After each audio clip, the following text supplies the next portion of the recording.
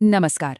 आज हम बात करने वाले हैं रॉबर्ट कियोसाकी की उस जबरदस्त किताब के बारे में जिसमें सच में लाखों लोगों की जिंदगी और पैसे को लेकर उनकी सोच को हमेशा के लिए बदल दिया। Rich dad poor dad. ये कहानी है पैसे को देखने के दो बिल्कुल अलग अलग नजरियों की। तो चलिए सबसे पहले इस किताब की बुनियाद को समझते हैं। कहानी के जो लेखक हैं उनकी जिंदगी में दो पिता थे।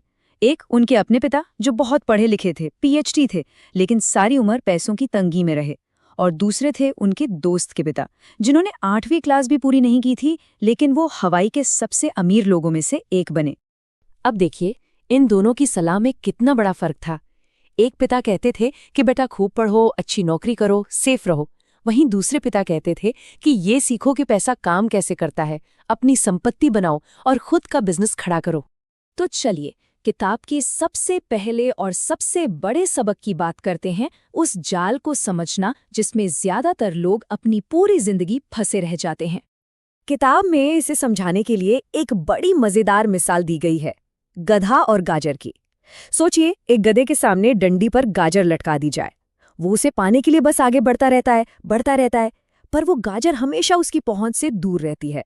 बस कुछ ऐसा ही हाल हम में से ज्यादातर लोगों का पैसे के मामले में है। अमीर डैड इसी को रैट रेस या चूहे की दौड़ कहते हैं। ये एक ऐसा गोल गोल चक्कर है जो कभी खत्म ही नहीं होता। देखिए, गरीब होने का डर हमें नौकरी करने पर मजबूर करता है। फिर जब सैलरी आती है तो ज्यादा चीजें पाने का लालच हमारे खर्चे बढ़ा देता है, और फिर बढ़े हुए खर्चों को पूरा करने के लिए हम और मेहनत करते हैं, और बस ये चक्कर चलता रहता है। तो इस रैट रेस से बाहर निकलने का रास्ता क्या है? अपनी सोच में एक बहुत बड़ा बदलाव लाना। लेखक ने ये बात तब सीखी जब उन्होंने बचपन में पुरानी कॉमिक्स किराए पर देकर अपना पहला बिजनेस शुरू किया था। उन्होंने पैसे के लिए काम नहीं किया, बल्कि पैसे को अपने लिए काम पर लगा दिया। चलिए अब आते हैं इस किताब के दिल पर, मतलब इसके सबसे जरूरी सबक पर, फाइनेंशियल लिटरेसी, यानी कि पैसे की समझ का असली मतलब क्या है। अमीर डैड की परिभाषा इतनी सीधी सादी है कि यकीन नहीं होता। एसेट यानी संपत्ति, वो हर चीज है जो आपकी जेब में पैसा डालती है, बस इतनी सी बात। और इसका ठीक उल्टा, लायबिलिटी यानी जिम्मेदारी, वो हर चीज है जो आपकी जेब से पैसा बाहर निकालती है। ये सिर्फ और सिर्फ खर्चे पैदा करती है। पैसे का आना जाना ही अमीर, मिडिल क्लास और गरीब के बीच का असली फर्क है। अब जरा इस टेबल को देखिए। गरीब और मिडिल क्लास दोनों की इनकम का मेन सोर्स क्या है? नौकरी। इस पैसे से वो क्या खरीदते हैं? लायबिलिटीज, जैसे कि होम लोन, कार लोन, जो लगातार उनकी जेब से पैसा निकालती रहती हैं। वहीं दूसरी तरफ अमीर लोग अपनी इनकम से एसेट्स यानी संपत्ति खरीदते हैं, और फिर ये एसेट्स उनके लिए और पैसा कमाते हैं।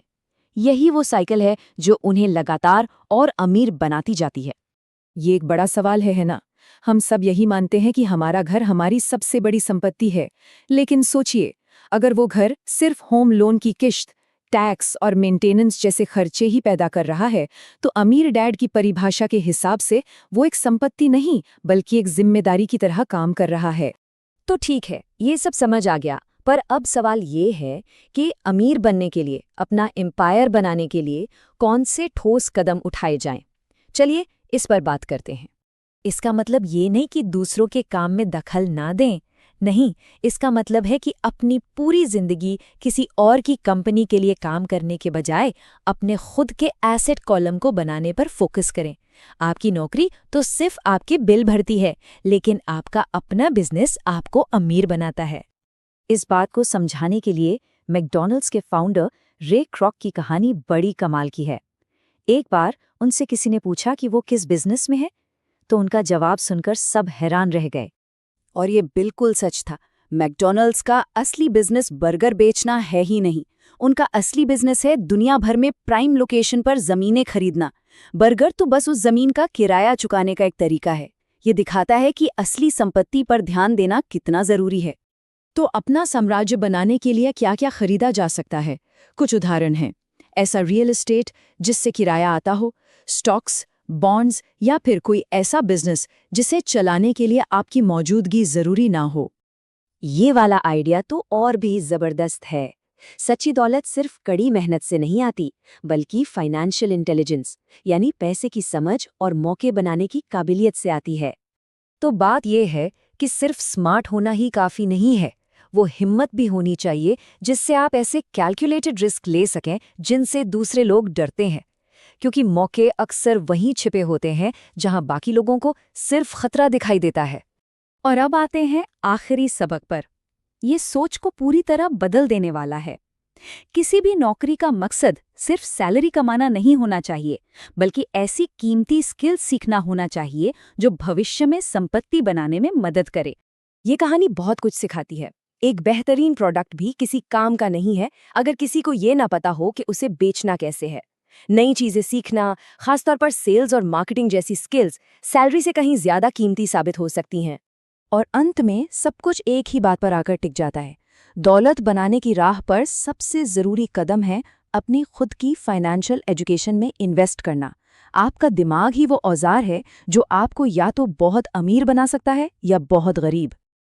और ये सारी बातें हमें इस आखिरी सोचने पर मजबूर कर देने वाले सवाल पर लाकर छोड़ देती हैं, क्योंकि अपनी आर्थिक शिक्षा की यात्रा में पहला कदम उठाना ही सबसे ज्यादा मायने रखता है।